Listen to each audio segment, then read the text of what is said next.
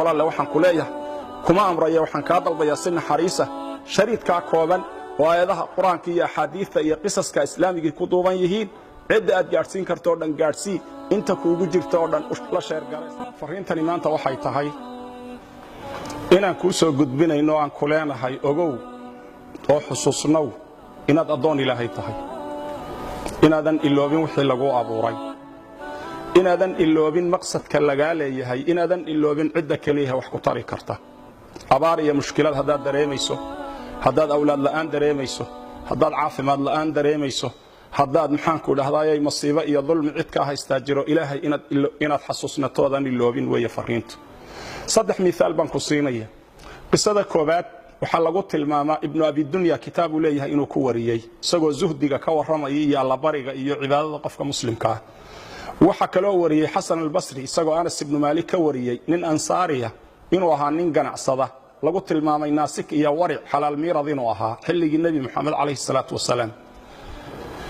ninkaasi inuu maalin maalmaha kamida isagoo safar doonaya soo maray tuulooyinka iyo magaalooyinka deegaanka bani aadamka kamida oo dhinaca shaam inay ahayd lagu tilmaamay ninkii waxa uu warsaday cid gaadiidleeya oo uu kaashado oo uu weheshado oo dariiqa marisa waxa loo sheegay nin dadka ka kireeya fardo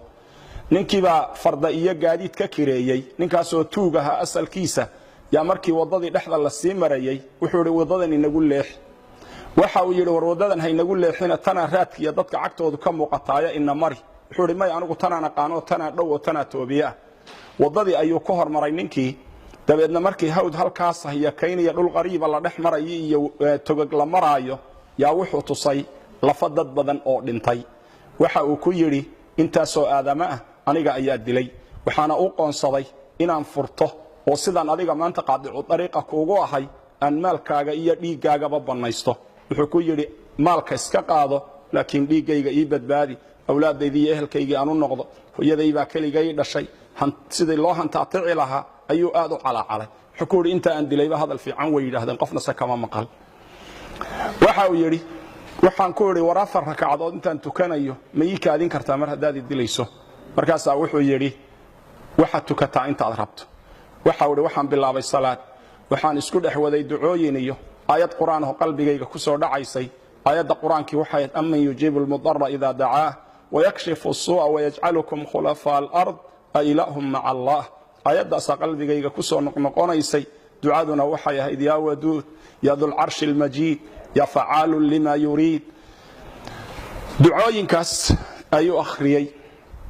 aghithni ya mughith aghithni bi ku'al ali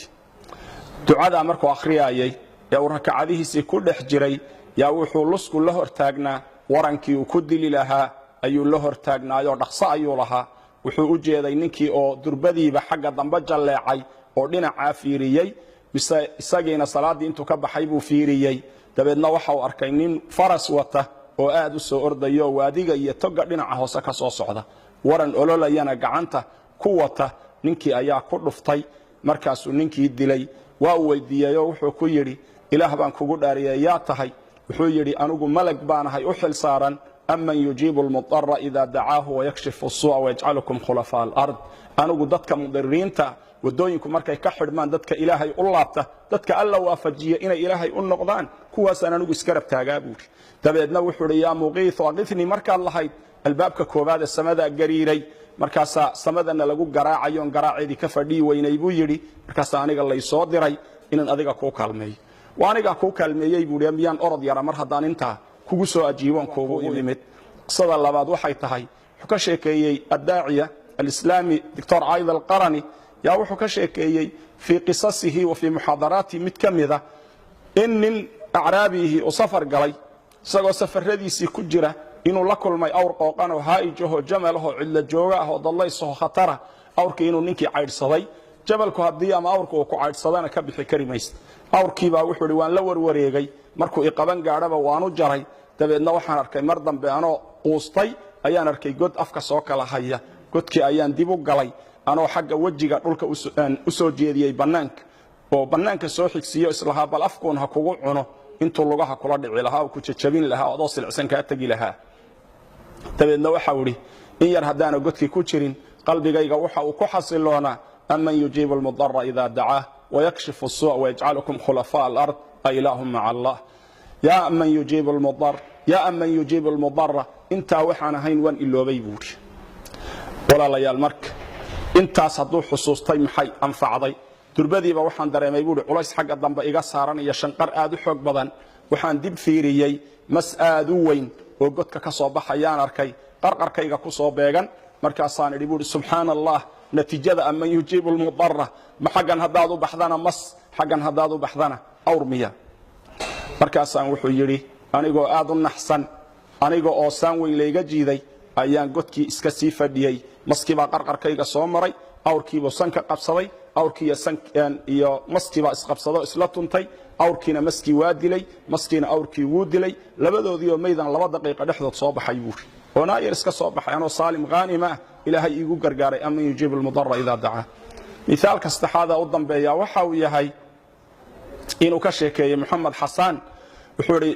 raxalaadkayga mid ka mida ayaan maka tegey muxaadaraan jeedinayay nin baa farta taagay oo igu yidhi maxamed xasaanow ilaah baan kugu dhaariyey waxa alla ila kulmiyey nicmada alla i siiyey aan ka warramo intaadan hadlin caawa waxaan idhi buuri tafadal yaa sheekh waxa uu yidhi ninkii wuu hadlay wuxuu idhi axadu tujaar fi lkhaliij baan ahay maal badan baan leehay saradaan baa igu dhacay shalal baa igu dhacay oo jidhkaygaa qayb badani bakhtiday